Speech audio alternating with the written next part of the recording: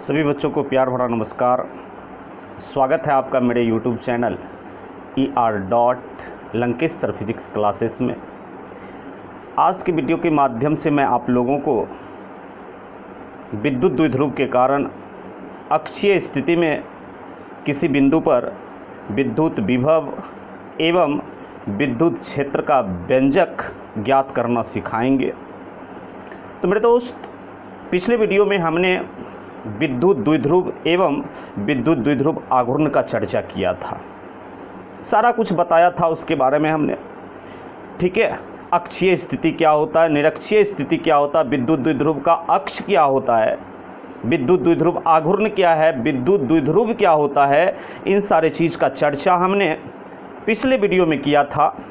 ठीक है, और मैंने बताया भी था कि अगले वीडियो में हम लोग विद्युत द्विध्रुव के कारण अक्षीय स्थिति में एवं निरक्षीय स्थिति में विद्युत विभव एवं विद्युत क्षेत्र का व्यंजक ज्ञात करेंगे। तो चलिए, हमने हेडिंग लिया कि विद्युत द्विध्रुव के कारण अक्षीय स्थिति में विद्युत विभव एवं विद्युत क्षेत्र का व्यंजक। इसे इंग्लिश में कहा जा सकता है expression of electric potential and electric field due to electric dipole in axial position. किस स्थिति में? अक्षीय स्थिति में विद्युत द्विध्रुव के कारण किसी बिंदु पर विद्युत विभव एवं विद्युत क्षेत्र का व्यंजक ज्ञात करना है। तो मेरे दोस्त, हम मानते हैं कि एक विद्युत द्विध्रुव AB है जिसमें -Q एवं +Q दो बिंदु आवेश, दो विजातीय बिंदु आवेश एक दूसरे से अत्यंत अल्प दूरी a बराबर 12 पर स्थित है। ठीक है, मानते हैं हम। माना कि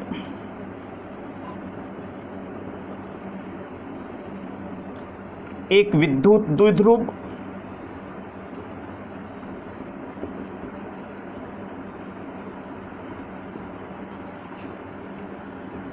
AB है जिसमें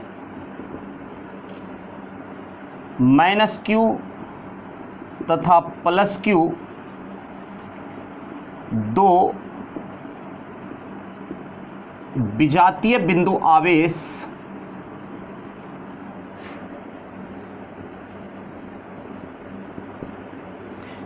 एक दूसरे से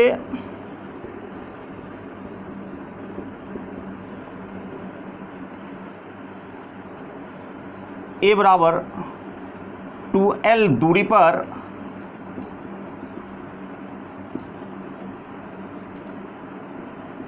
स्थित है, 12 दूरी पर स्थित है। अक्षीय स्थिति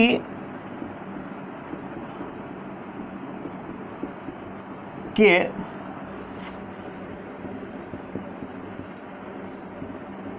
बिंदु P पर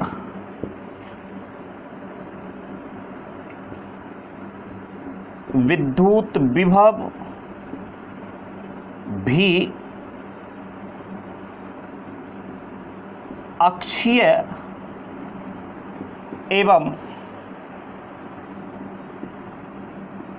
विद्युत क्षेत्र वेक्टर E अक्षीय ज्ञात करना है। ज्ञात करना है। क्या माना हमने? माना कि एक विद्युत द्विध्रुव AB है जिसमें -Q तथा +Q दो विजातीय बिंदु आवेश एक दूसरे से a बराबर 12 दूरी पर स्थित है। अक्षीय स्थिति के बिंदु P पर विद्युत विभव भी अक्षीय एवं विद्युत क्षेत्र वेक्टर E अक्षीय ज्ञात करना है। तो मेरे दोस्त, एक विद्युत द्विध्रुव क्या है आपके पास? एक विद्युत द्विध्रुव AB है। तो लेते हैं हम बिंदु ए पर माइनस क्यू आवेश और बिंदु बी पर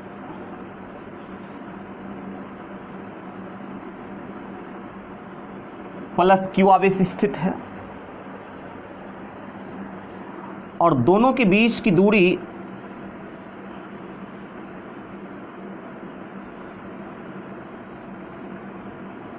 ए बराबर 2l है। कैलकुलेशन में सुविधा के लिए हमने ए बराबर कितना डिस्टेंस माना, ए बराबर दो विजातीय बिंदु आवेश के बीच की दूरी ए बराबर क्या माना 2l, और अक्षीय स्थिति, तो मेरे दोस्त अक्षीय स्थिति में कोई बिंदु कब कहलाएगा, जब बिंदु विद्युत द्विध्रुव के अक्ष पर स्थित हो तो वो बिंदु किस स्थिति में कहलाएंगे, अक्षीय स्थिति में। तो विद्युत द्विध्रुव का अक्ष क्या होता है, विजातीय बिंदु आवेशों को मिलाने वाली सरल रेखा विद्युत द्विध्रुव का अक्ष कहलाता है और उस अक्ष का कोई भी बिंदु किस स्थिति में कहलाएगा, अक्षीय स्थिति में कहलाएगा। तो मेरे दोस्त माइनस क्यू और प्लस क्यू को मिलाने वाली सरल रेखा, और सरल रेखा कहाँ तक, इधर भी अनंत तक जाएगी, इधर भी कहाँ तक जाएगी, अनंत तक जाएगी। तो मिलाने वाली सरल रेखा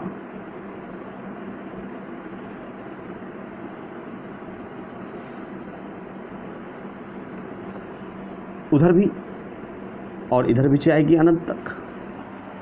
तो यही विद्युत द्विध्रुव का क्या कहलाएगा, अक्ष। और इस पर जितने सारे पॉइंट हैं सभी पॉइंट किस स्थिति में कहलाएंगे, अक्षीय स्थिति में। तो मेरे दोस्त अक्ष का एक बिंदु हमने क्या माना, P, अक्ष का एक बिंदु हमने क्या माना P, जिस पर हमें विद्युत विभव और विद्युत क्षेत्र ज्ञात करना। और निश्चित रूप से ये अक्षीय स्थिति में स्थित बिंदु P विद्युत द्विध्रुव के केंद्र मध्य बिंदु O से कुछ न कुछ दूरी पर स्थित होगा। तो मेरे दोस्त हम मान लेते हैं कि विद्युत द्विध्रुव AB का मध्य बिंदु अर्थात केंद्र O है, इससे अक्षीय स्थिति में स्थित बिंदु P की दूरी स्मॉल r है। अक्षीय स्थिति में स्थित बिंदु P की दूरी स्मॉल r है, जिस पर हमें विद्युत विभव V एवं विद्युत क्षेत्र E ज्ञात करना है। V is equal to watt, E is equal to watt. किस स्थिति में V और E ज्ञात करना है, अक्षीय स्थिति में। किस स्थिति में, अक्षीय स्थिति में। तो मेरे दोस्त यहाँ पर आप देखेंगे कि A और B के बीच की दूरी कितनी है 2l और O इसका मध्य बिंदु है। तो निश्चित रूप से A से O की दूरी l होगी और O से B की भी दूरी कितनी होगी, l होगी। और ये दोनों दूरी को मिलाएंगे तो A B की दूरी कितनी हो जाएगी 2l, कितनी हो जाएगी 2l। तो अब हमें बताएं आप यहाँ पर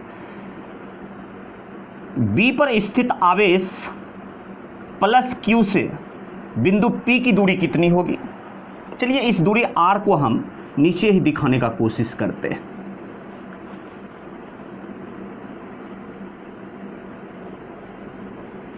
बिंदु P की दूरी कितनी है,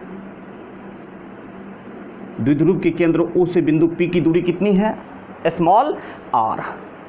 कितनी मेरे दोस्त, स्मॉल r। तो अब बताओ हमें आप लोग प्लस Q से बिंदु P की दूरी, प्लस Q से बिंदु P की दूरी।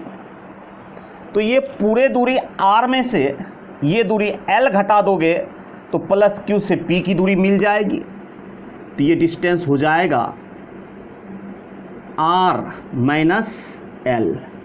क्यों, क्योंकि ये पूरा दूरी केंद्र O से अक्षीय स्थिति में स्थित बिंदु P की दूरी कितनी है r और O से B की दूरी कितनी है l। तो मेरे दोस्त ये पूरे डिस्टेंस में से इतना दूरी घटा देंगे, ये यहाँ से इस दूरी में से इतना दूरी घटा देंगे तो ये दूरी मिल जाएगा हमें r माइनस एल। तो माइनस क्यू से बिंदु P की दूरी कितनी होगी, देखकर बताएं आप लोग। हमें फिगर से स्पष्ट पता चल रहा है कि बिंदु A पर स्थित माइनस क्यू आवेश से अक्षीय स्थिति में स्थित बिंदु P की दूरी कितनी। तो केंद्र O से R और O से A की दूरी कितनी है, L। तो R प्लस L कर देंगे तो माइनस क्यू से बिंदु P की दूरी निकल जाएगी।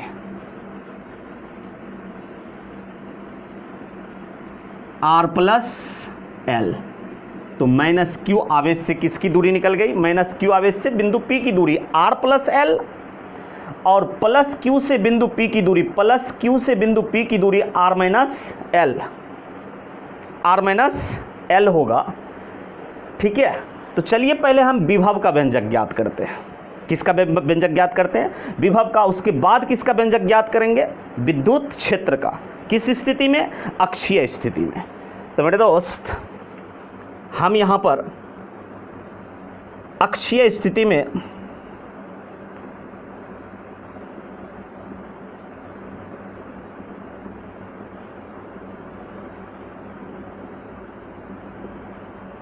किसका व्यंजक ज्ञात करेंगे,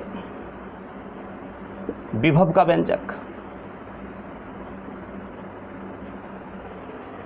किसके कारण, तो विद्युत द्विध्रुव के कारण। ठीक है, तो मेरे भाई विद्युत द्विध्रुव में कितने आवेश होते हैं, 2 बिंदु आवेश होते हैं, बराबर परिमाण का होता है, विजातीय होते हैं। ठीक है, तो विद्युत द्विध्रुव के कारण अक्षीय स्थिति में विभव ज्ञात करने के लिए हमें क्या करना होगा, प्लस क्यू के कारण P पर विभव निकालेंगे, माइनस क्यू के कारण P पर विभव निकालेंगे, और दोनों के कारण जो विभव हमें P पर मिलेगा जोड़ देंगे तो किसके कारण वो विभव हमें मिलेगा, विद्युत द्विध्रुव के कारण। क्योंकि ये दोनों आवेश किसका निर्माण करता है, विद्युत द्विध्रुव का निर्माण करता है। किसका निर्माण करता है, विद्युत द्विध्रुव के कारण। तो कहने का मतलब है मेरे दोस्त कि विद्युत द्विध्रुव के कारण अक्षीय स्थिति में विभव ज्ञात करने के लिए माइनस आवेश के कारण विभव निकालो, प्लस आवेश के कारण उस बिंदु पर विभव निकालो, दोनों को जोड़ दो तो वो जो परिणामी विभव हमें मिलेगा वो विद्युत द्विध्रुव के कारण विभव कहलाएगा, और वही हमें ज्ञात करना है। तो चलिए ज्ञात करते हैं हम। और ये भी जानकारी आपको दिया गया है कि धनात्मक आवेश के कारण विभव धनात्मक होता है और ऋणात्मक आवेश के कारण विभव ऋणात्मक होता है। ठीक है, तो विद्युत द्विध्रुव में एक आवेश धनात्मक होते हैं और दूसरा आवेश क्या होता है, ऋणात्मक होता है। तो धन आवेश के कारण विभव धनात्मक होगा और ऋण आवेश के कारण विभव ऋणात्मक होगा। तो मेरे भाई देखते हैं हम लोग किसके कारण ज्ञात करेंगे, प्लस क्यू आवेश के कारण। प्लस क्यू आवेश के कारण बिंदु P पर विभव V1 मान लेते हैं। V1 बराबर होगा आपका, बताओ, प्लस क्यू आवेश एक कैसा आवेश है, बिंदु आवेश, और बिंदु आवेश के कारण विभव क्या होता है, के क्यू बटा में दूरी, अर्थात के क्यू बटा में आर।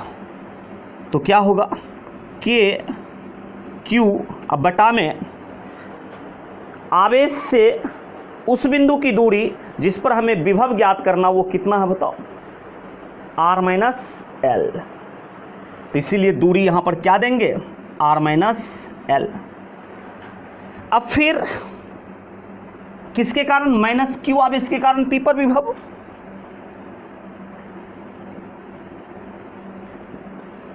माइनस क्यू आवेश के कारण बिंदु P पर विभव V2 मान लेते हैं, और ऋणात्मक आवेश के कारण विभव क्या होता है, ऋणात्मक होता है। तो क्या लिखेंगे, माइनस के क्यू बटा में दूरी, तो माइनस क्यू आवेश से पी की दूरी कितनी है, R plus L, R plus L. ठीक है, तो विद्युत द्विध्रुव में जितने आवेश हैं उन आवेश के कारण हमने विभव ज्ञात कर लिया। तो विद्युत द्विध्रुव के कारण विभव के लिए क्या करेंगे, दोनों के कारण उत्पन्न विभव को जोड़ देंगे, ये विभव को और इस विभव को। तो अब हमें ज्ञात क्या करना है, विद्युत द्विध्रुव के कारण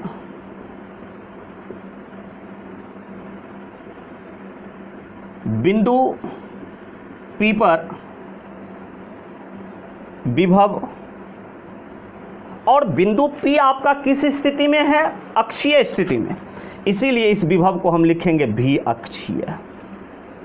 क्या लिखेंगे मेरे दोस्त, भी अक्षीय। और भी अक्षीय बराबर क्या होगा, प्लस Q के कारण P पर विभव प्लस माइनस Q के कारण P पर विभव। तो प्लस Q के कारण P पर विभव कितना है, V1, अब प्लस हो जाएगा माइनस Q के कारण P पर विभव कितना है, V2, तो V1 प्लस V2 कितना हो जाएगा मेरे भाई, V1 प्लस V2। अब इसका मान आप रखें इसमें, तो बताएं क्या होगा, V1 का मान KQ बटा में R minus L plus V2 का मान माइनस KQ बटा में R प्लस L। तो मेरे दोस्त यहाँ पर KQ कॉमन आ जाएगा, क्या आ जाएगा, KQ कॉमन। तो चलिए KQ कॉमन लेते हैं, तो ब्रैकेट में होगा आपका 1 बाई R माइनस L, अब प्लस इंटू माइनस, माइनस हो जाएगा, KQ तो बाहर ही आ गया, बचेगा यहाँ पर 1 बाई R प्लस L। ठीक, अब इसे हम आगे सॉल्व कर सकते हैं। ठीक है, यहाँ पर ये ब्रैकेट का चीज़ को जो हम सॉल्व करेंगे, भिन्न के घटाव कि जैसा ये होगा, तो मेरे दोस्त ये हो जाएगा KQ इंटू, ये दोनों का एलसीएम लेंगे आप, तो ये हो जाएगा R minus L into R plus L। ठीक है, ये इससे मल्टीप्लाई हो जाएगा और ये इससे मल्टीप्लाई कीजिए, इससे मल्टीप्लाई, तो R प्लस L माइनस ये इससे मल्टीप्लाई हो जाएगा, तो R माइनस L। ठीक, यहां तक आप लोग नोट करें, फिर आगे सॉल्व करेंगे।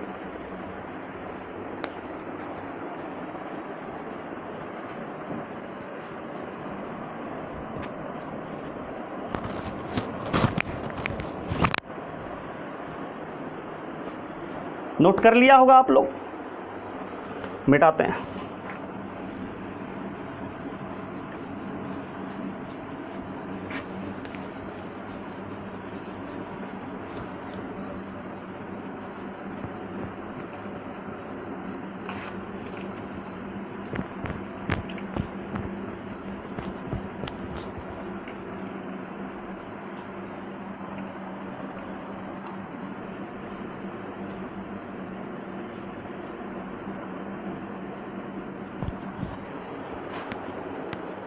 तो आगे सॉल्व किया जाए, तो ये होगा आपका KQ इंटू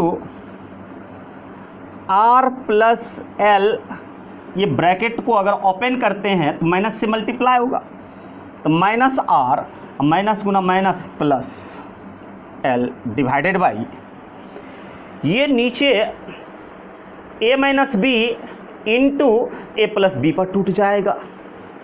तो बताओ आप लोग को पता है कि A minus B into A plus B बराबर A square minus B square होता है। ठीक, तो A माइनस B के स्थान पे यहाँ पे R माइनस L है, और a प्लस बी के स्थान पे यहाँ पर r प्लस एल है, तो a minus B into A plus B होता है, तो A square minus B square होता है। और मेरे दोस्त यहाँ पर r minus L into R plus L है, तो ये कितना हो जाएगा, R square minus L square. ठीक, अब देखें r प्लस में और यहाँ पे r माइनस में, तो ये दोनों एक दूसरे को कैंसिल आउट कर देगा, ख़त्म कर देगा। तो बचा क्या आपका, K Q into L plus L 2l divided by R square minus L square, R square minus L square. तो मेरे दोस्त यहाँ पर L वास्तविक में क्या है, विद्युत द्विध्रुव में विजातीय आवेशों के बीच की दूरी कितनी है, 2l। बीच की दूरी माइनस क्यू और प्लस क्यू के बीच की दूरी कितनी है, 2l। तो L क्या है, 2l की आधी दूरी, 2l की आधी दूरी, 2l की आधी दूरी। तो परिभाषा में मैंने क्या बतलाया था कि माइनस क्यू और प्लस क्यू दो विजातीय बिंदु आवेश बराबर परिमाण के जब एक दूसरे से अत्यंत अल्प दूरी पर हो, तो कहने का मतलब है यहां पर कि ये जो 2l माइनस क्यू और प्लस क्यू के बीच की दूरी है, तो ये बहुत बड़ी दूरी है या बहुत छोटी दूरी है। तो मेरे दोस्त परिभाषा में कहा गया अत्यंत अल्प दूरी पर जब ये दोनों आवेश हो, तो इन दोनों आवेश की निकाय को हम लोग क्या कहते हैं, विद्युत द्विध्रुव। तो बताएं 2l ही अल्प दूरी है, तो उसकी आधी दूरी l क्या होगा, महाअल्प दूरी होगा, बहुत छोटी दूरी होगी। तो कहने का मतलब है मेरे दोस्त यहां पर मैं कह सकता कि r बहुत बहुत बड़ा है, किससे, l से। तो इसीलिए मेरे दोस्त, इसीलिए हम यहाँ पर कह सकते हैं कि R square minus L square लगभग कितना होगा, आर स्क्वायर के बराबर। किसके बराबर होगा, आर स्क्वायर के बराबर होगा। तो कहने का मतलब है कि आर बहुत बड़ी, आर एल के रिस्पेक्ट में बड़ा दूरी है, तो R square minus L square में हम एल स्क्वायर को इग्नोर कर सकते हैं। तो R square minus L square में एल स्क्वायर को इग्नोर करेंगे मेरे दोस्त, तो ये मान कितना के बराबर हो जाएगा, आर स्क्वायर के बराबर। किसके बराबर, आर स्क्वायर के बराबर। तो आप बताओ हमें, और ये चीज़ यहाँ पर स्पष्ट है कि ए बराबर कितना है, 2l। ए बराबर कितना, अर्थात माइनस क्यू और प्लस क्यू के बीच की दूरी ए को हमने किससे स्वीट किया, 2l से। तो ए बराबर हम 2l ले सकते हैं। तो यहाँ पर लिख सकते हैं के क्यू, और l के जगह पर 2l के जगह पर कितना लिख सकते हैं मेरे दोस्त, ए। तो के क्यू इंटू ए बटा में, और इसका मान कितना हो जाएगा, आर स्क्वायर। और आप आगे बताओ हमें, ठीक है, विद्युत द्विध्रुव आघूर्ण का परिमाण P बराबर क्या होता, Q इंटू ए।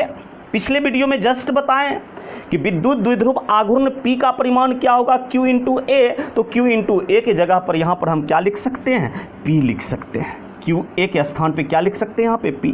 तो KP बटा में आर स्क्वायर, KP बटा में आर स्क्वायर, ठीक है। और आपको ये भी पता है मेरे दोस्त कि K का वैल्यू कितना होता है हवा में, तो 1/4 पाई एप्सिलॉन नॉट। तो ये हो जाएगा 1/4 पाई एप्सिलॉन नॉट P बटा में आर स्क्वायर। तो ये मान आपको मिला, ठीक है, अक्षीय स्थिति में बिंदु P पर किसके कारण, विद्युत द्विध्रुव के कारण किसका मान मिला, विद्युत विभव का मान। तो इसीलिए हम लिख सकते हैं मेरे दोस्त, किसका मान निकाल रहे थे, भी अक्षीय का। तो भी अक्षीय बराबर हो जाएगा 1/4 पाई एप्सिलॉन नॉट P बटा में आर स्क्वायर, P बटा में आर स्क्वायर। तो ये क्या निकल गया, अक्षीय स्थिति में विद्युत विभव का व्यंजक, जहां P क्या है, विद्युत द्विध्रुव आघूर्ण है, विद्युत द्विध्रुव आघूर्ण है, ठीक है। और R क्या है मेरे दोस्त, मध्य बिंदु O से मध्य बिंदु या आप कह सकते हैं केंद्र O से बिंदु P की दूरी है। मध्य बिंदु, किसका मध्य बिंदु, किसका केंद्र, तो विद्युत द्विध्रुव का केंद्र। O से P की दूरी है क्या चीज, R। तो मेरे दोस्त यहां पर हम लोग कह सकते हैं कि विद्युत द्विध्रुव के कारण अक्षीय स्थिति में किसी बिंदु पर विद्युत विभव दूरी के स्क्वायर का सीधा समानुपाती या व्युत्क्रमानुपाती होता है। तो क्या कहेंगे, बटा के नीचे आर स्क्वायर है, दूरी का स्क्वायर है। इसलिए मेरे दोस्त भी जो आपको मिला वो दूरी के वर्ग का क्या कहलाएगा, व्युत्क्रमानुपाती। तो ये विभव जो मिला आपको किसके कारण, विद्युत द्विध्रुव के कारण। और केवल बिंदु आवेश के कारण जो हम विभव निकालते थे तो वो विभव होता था KQ बटा में R। किस आवेश के कारण मेरे दोस्त, किस आवेश के कारण, बिंदु आवेश के कारण। बिंदु आवेश के कारण, बिंदु आवेश के कारण विभव क्या होता था, KQ बटा में R। अर्थात बिंदु आवेश के कारण जो विभव हमें मिलता था दूरी के वर्ग का व्युत्क्रमानुपाती होता था, लेकिन विद्युत द्विध्रुव के कारण जो हमें विभव मिल रहा है वो दूरी के वर्ग का क्या है, व्युत्क्रमानुपाती है। तो ये अंतर है बिंदु आवेश के कारण विभव में और विद्युत द्विध्रुव के कारण विद्युत विभव में, ये अंतर है। तो किस स्थिति में हमें प्राप्त हुआ, ये अक्षीय स्थिति में। और आपको पता है P क्या है, विद्युत द्विध्रुव आघूर्ण एक कैसी राशि है, सदिश राशि है। और इसकी दिशा हमेशा किधर होगी, P की दिशा विद्युत द्विध्रुव में किधर होगी, अक्ष के अनुदिश, धन से ऋण की ओर या ऋण से धन की ओर। तो ऋण से धन की ओर, ऋण आवेश से धन आवेश की ओर। तो ये विद्युत द्विध्रुव आघूर्ण वेक्टर P का डायरेक्शन होगा -Q से +Q की ओर। ठीक है, तो ये अक्षीय स्थिति में क्या मिला हमें, क्या मिला हमें, विद्युत विभव। किसके कारण, विद्युत द्विध्रुव के कारण। तो मेरे दोस्त अब इस बिंदु P पर हमें भी ज्ञात करना है, क्या करना था, बिंदु P पर हमें ज्ञात करना था V और E। भी हमने ज्ञात कर लिया। अब क्या ज्ञात करेंगे, E। क्या ज्ञात करेंगे, E। तो चलिए इसे नोट कर लें आप लोग, तब फिर आगे देखते हैं।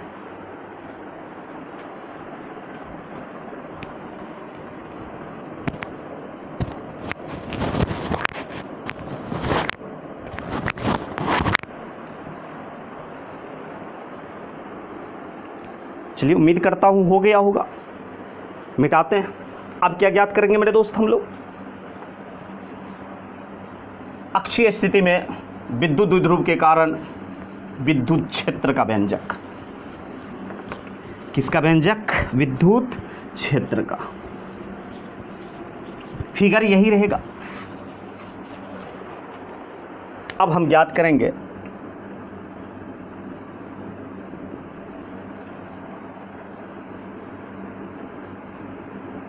विद्युत द्विध्रुव के कारण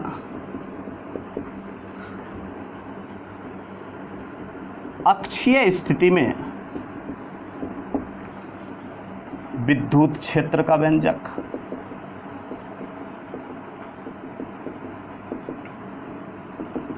विद्युत क्षेत्र का व्यंजक। तो मेरे दोस्त वही बात। तो अब हम P पर +Q के कारण विद्युत क्षेत्र ज्ञात करेंगे, -Q के कारण विद्युत क्षेत्र ज्ञात करेंगे। दोनों के कारण उत्पन्न विद्युत क्षेत्र को जोड़ देंगे तो हमें किसके कारण विद्युत क्षेत्र मिल जाएगा, विद्युत द्विध्रुव के कारण। किसके कारण, विद्युत द्विध्रुव के कारण मिल जाएगा हमें विद्युत क्षेत्र अक्षीय स्थिति में। तो चलिए देखते हैं हम लोग। याद करो आप लोग कि एक बिंदु आवेश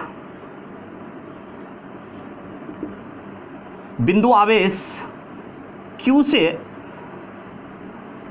कोई बिंदु P R दूरी पर होता था तो इस बिंदु P पर E का मान होता था KQ बटा में R स्क्वायर। KQ बटा में R स्क्वायर ये वैल्यू होता था, E बराबर KQ बटा में R स्क्वायर। और ये धनात्मक आवेश हुआ करता था तो P पर E की दिशा आवेश की ओर या आवेश से दूर, तो आवेश से दूर होता था। यहाँ वहाँ जहाँ तहाँ नहीं नहीं, मिलाने वाली रेखा की दिशा में। धन आवेश हो तो आवेश से दूर, ऋण आवेश हो तो आवेश की ओर। तो मेरे दोस्त यहाँ पर कैसा आवेश है? धन आवेश, इसीलिए पी पर ई का डायरेक्शन क्या होगा? आवेश से दूर। अगर ऋण आवेश हो, ऋण आवेश होगा तो क्या होगा? आवेश की ओर या आवेश से दूर? तो मेरे दोस्त इसका उल्टा, आवेश की ओर। यहाँ वहाँ जहाँ था नहीं, मिलाने वाली रेखा की दिशा में, मिलाने वाली रेखा की दिशा में। ठीक है, तो चलिए माइनस के कारण, माइनस क्यू आवेश के कारण बिंदु पी पर ई का डायरेक्शन माइनस आवेश की ओर। ठीक है, और इसका भी परिमाण उतना ही, के क्यू बटा में आर स्क्वायर, के क्यू बटा में आर स्क्वायर। लेकिन डायरेक्शन उल्टा हो जाएगा, परिमाण में कोई परिवर्तन नहीं होगा, लेकिन डायरेक्शन क्या होगा मेरे दोस्त? उल्टा हो जाएगा। यहाँ पर आवेश से दूर था धन आवेश के कारण, तो ऋण आवेश के कारण किधर हो जाएगा? आवेश की ओर हो जाएगा। ठीक है, तो चलिए ये नोट में ये बात याद रखेंगे, इसी के आधार पर हम आगे लिख पाएंगे। विद्युत द्विध्रुव के कारण, प्लस के कारण पी पर विद्युत क्षेत्र, माइनस के कारण पी पर विद्युत क्षेत्र। और मेरे दोस्त हम मान लेते हैं इसको कौन सा अक्ष है? ये एक्स अक्ष। विद्युत द्विध्रुव का अक्ष यहाँ पे कौन सा अक्ष है? एक्स अक्ष। और एक्स अक्ष की दिशा में एकांक सदिश हम लोग क्या लेते हैं? आई कैप। तो यहाँ पर हम एकांक सदिश की बात क्यों कर रहे हैं? इसलिए कर रहे हैं क्योंकि जो भौतिक राशि हम ज्ञात करने जा रहे हैं वह भौतिक राशि अदिश नहीं है, एक कैसा राशि है? सदिश राशि है। और सदिश राशि में परिमाण के साथ साथ क्या होता है? दिशा भी होता है। परिमाण के साथ साथ क्या होता है मेरे दोस्त? दिशा भी होता है। ठीक है, तो चलिए मान लेते हैं अक्ष की दिशा में एकांक सदिश क्या है? आई कैप।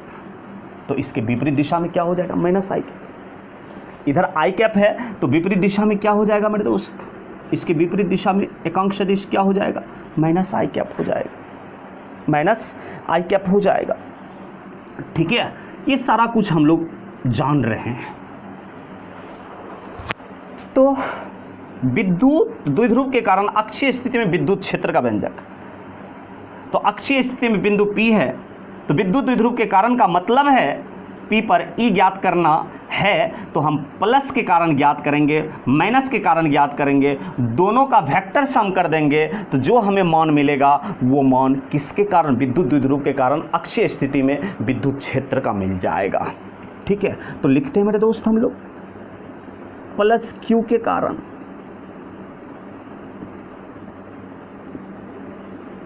बिंदु P पर, प्लस Q के कारण बिंदु P पर क्या चीज?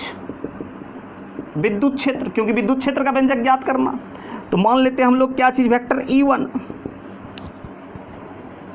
तो ये हो जाएगा E1। ठीक है, तो बताओ B पर जो प्लस Q आवेश है एक बिंदु आवेश, और इस बिंदु आवेश से P की दूरी कितनी है? R minus L। तो फार्मूला क्या होगा था? के क्यू बटा में दूरी का स्क्वायर। तो के क्यू अब बटा में दूरी यहाँ पे मेरे दोस्त R था तो R स्क्वायर। तो बताओ प्लस से P की दूरी कितनी है? R माइनस L, तो इसीलिए R माइनस L का स्क्वायर होगा, R माइनस L का स्क्वायर होगा। अब इसको सदिश रूप में लिखो, ये परिमाण के रूप में सदिश रूप में लिखेंगे, सदिश रूप में लिखेंगे। तो वेक्टर E1 बराबर हो जाएगा E1 इंटू, बताओ E1 जिस दिशा में होगा, तो बताइए प्लस के कारण P पर E1 का दिशा प्लस की ओर या प्लस से दूर? तो मेरे दोस्त प्लस के कारण P पर E का दिशा प्लस की ओर नहीं है, प्लस से क्या है? दूर है। तो यहाँ पर भी प्लस के कारण P पर दिशा किधर होगा? दूर, इधर होगा। ये डायरेक्शन क्या लेंगे हम लोग? I1 आई कैप की दिशा में वेक्टर E1। तो बताइए वेक्टर E1 आपका किधर है? आई कैप की दिशा में या माइनस आई कैप की दिशा में? तो मेरे दोस्त आई कैप की दिशा में, इसलिए E1 इंटू आई कैप हो जाएगा। और E1 का मान पता है कितना?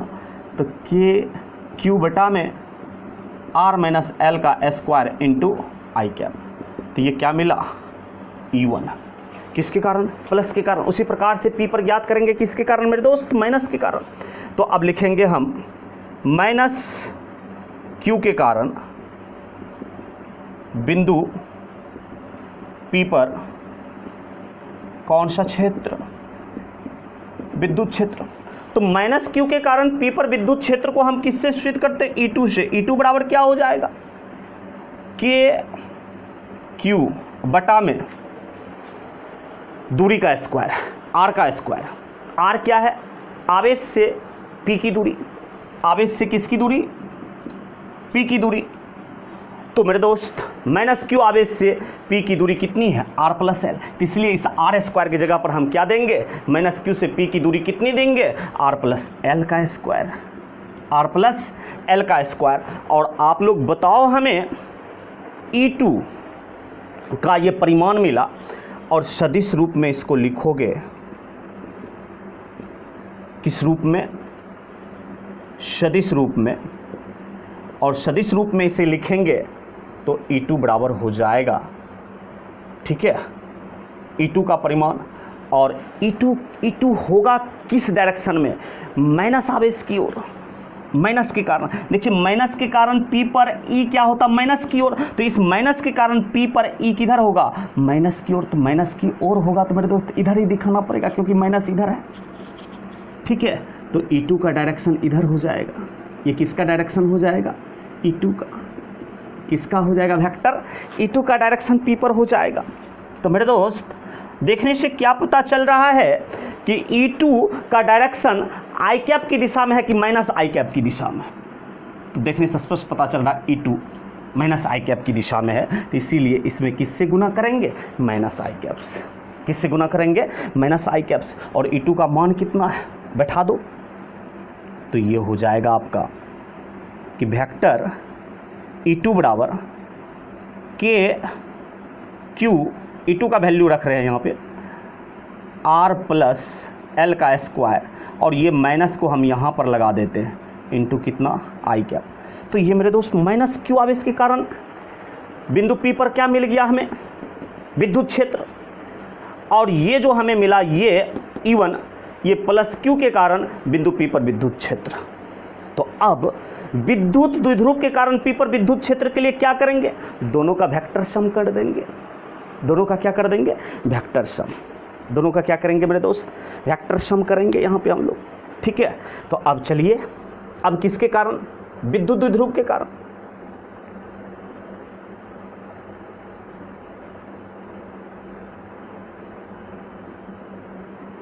विद्युत द्विध्रुव के कारण बिंदु P पर विद्युत क्षेत्र। तो मेरे दोस्त बिंदु P पर विद्युत क्षेत्र को हम वेक्टर E से सूचित करते हैं। और बिंदु P किस स्थिति में है? अक्षीय स्थिति में। किस स्थिति में है ये? अक्षीय स्थिति में। तो इसीलिए परिणामी विद्युत क्षेत्र में हम अक्षीय लगा देते हैं। बराबर क्या होगा? दोनों का सदिश योग वेक्टर E1 अब प्लस वेक्टर E2।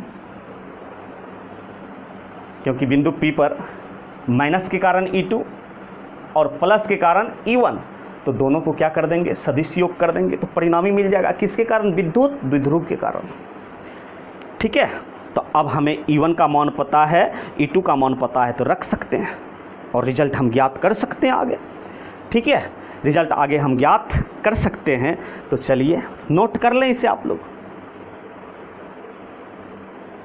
ओके, मिटाते हैं। E1 और E2 का मान को हम बचा के रखेंगे क्योंकि आगे रखना है।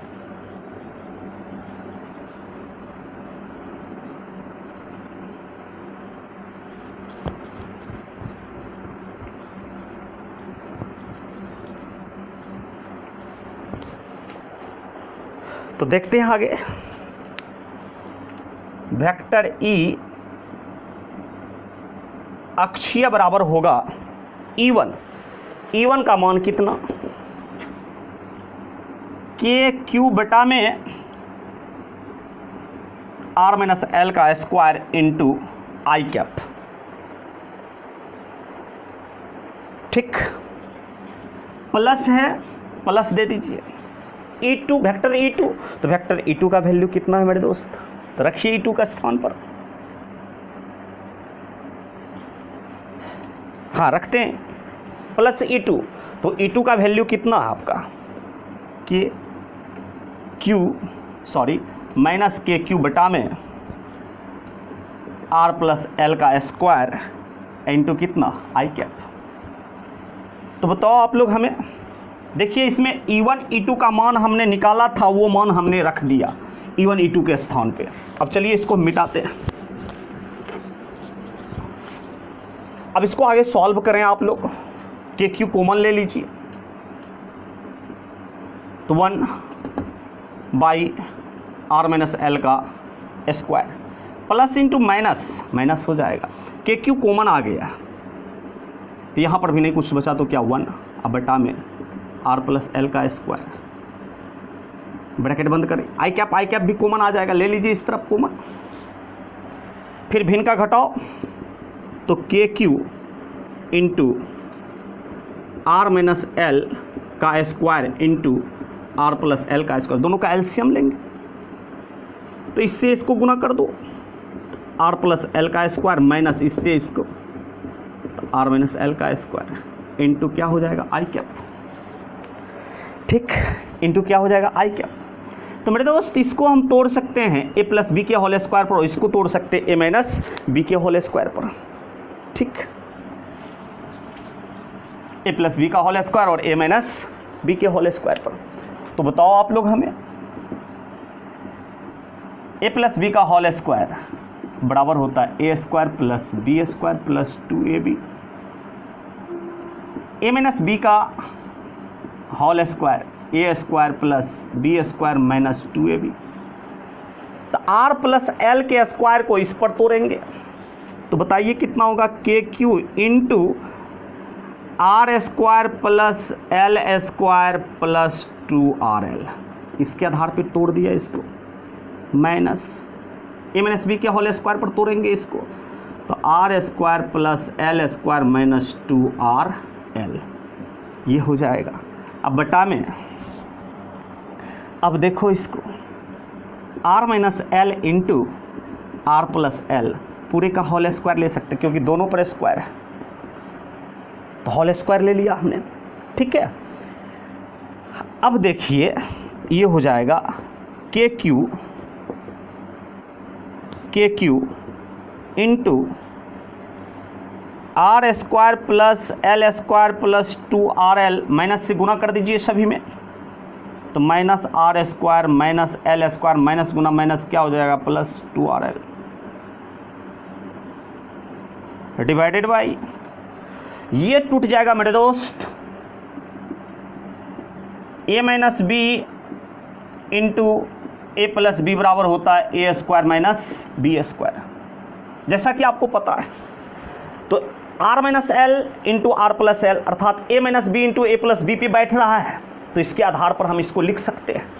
तो ये हो जाएगा R square minus L square का क्या चीज़, पूरे का क्या है होल स्क्वायर, तो होल स्क्वायर देना पड़ेगा, इंटू देखिए आई कैप होगा यहाँ पर भी मेरे दोस्त क्या होगा,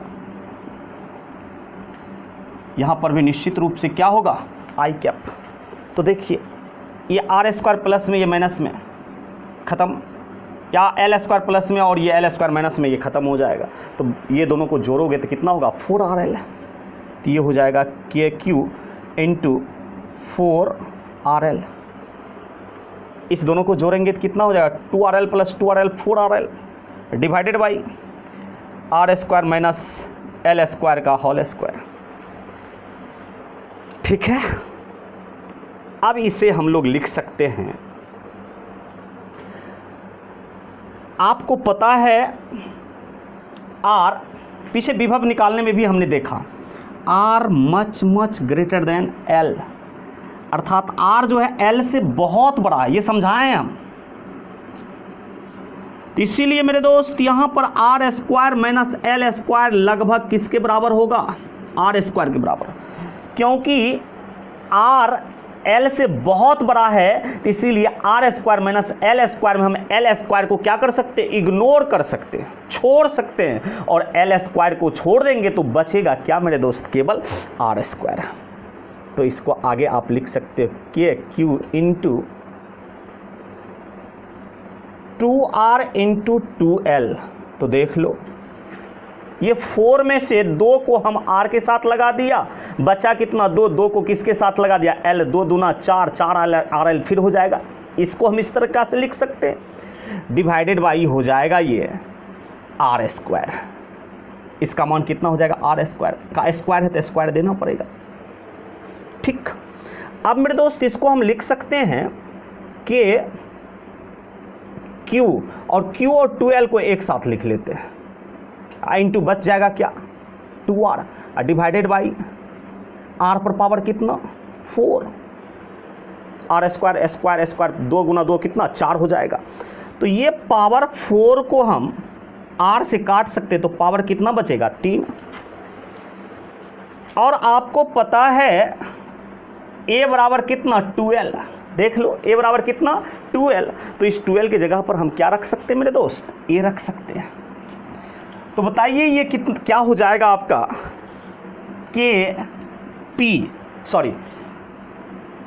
Q इंटू A, 2L के जगह पर यहाँ पर क्या रख दिया हमने A, इंटू ये कितना है 2 है, डिवाइडेड बाई R पर पावर कितना 3।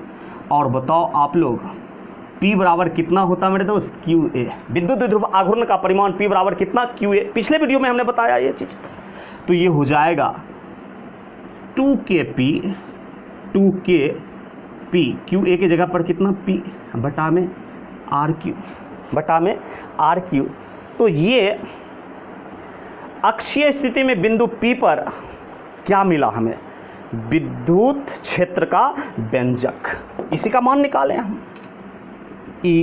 वेक्टर E अक्षीय हमें प्राप्त हुआ।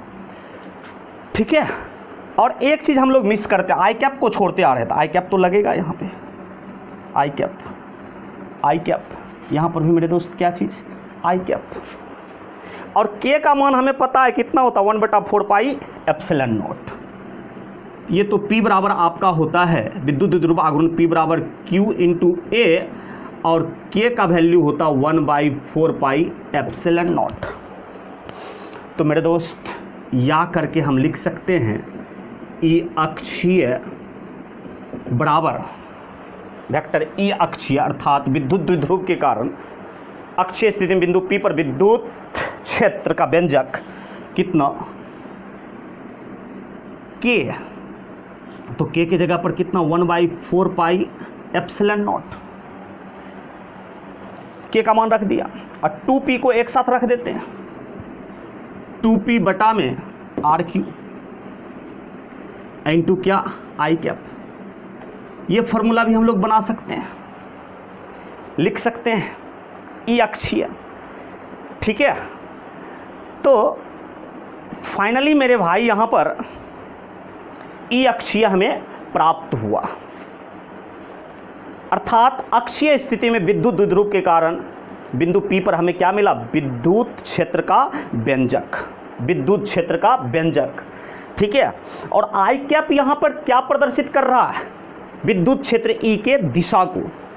आई कैप एक्चुअली में यहाँ पे क्या प्रदर्शित कर रहा है, विद्युत क्षेत्र E की दिशा को, किस स्थिति में, अक्षीय स्थिति में। किस स्थिति में, अक्षीय स्थिति में। तो मेरे दोस्त यहाँ पर जो इस दोनों का परिणामी होगा वो किसकी दिशा में होगा, आई कैप की दिशा में। किसकी दिशा में, आई कैप की दिशा में। इसीलिए हम यहाँ पर कह सकते हैं कि, और देख लो आई कैप इधर है तो विद्युत द्विध्रुव आघूर्ण P भी इस डायरेक्शन में है ना, P भी इस डायरेक्शन में। तो इसलिए मेरे दोस्त हम यहाँ पर कह सकते हैं कि अक्षीय स्थिति में बिंदु P पर विद्युत क्षेत्र E किसके समांतर है, विद्युत द्विध्रुव आघूर्ण वेक्टर P के समांतर है, वेक्टर P के समांतर है। तो चलिए इसे नोट कर लें आप लोग।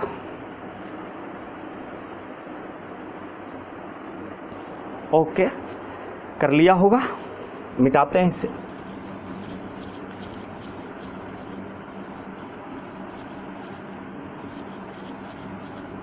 अब फिगर में समझते हैं इस चीज को, इस रिजल्ट को थोड़ा सा।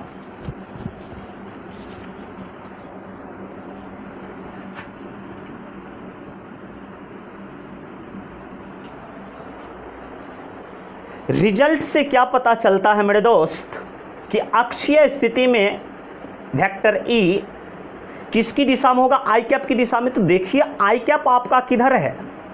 इस डायरेक्शन में, अर्थात वेक्टर ई अक्षीय आपका इस दिशा में होगा। विद्युत द्विध्रुव के कारण वेक्टर ई अक्षीय इस दिशा में होगा। तो आप यहां पर क्या कह सकते हैं कि विद्युत द्विध्रुव आघूर्ण वेक्टर P एवं अक्षीय स्थिति के बिंदु P पर विद्युत क्षेत्र E दोनों क्या है? एक ही दिशा में है। दोनों क्या है? एक ही दिशा में है। अर्थात क्या है मेरे दोस्त? दोनों समांतर है।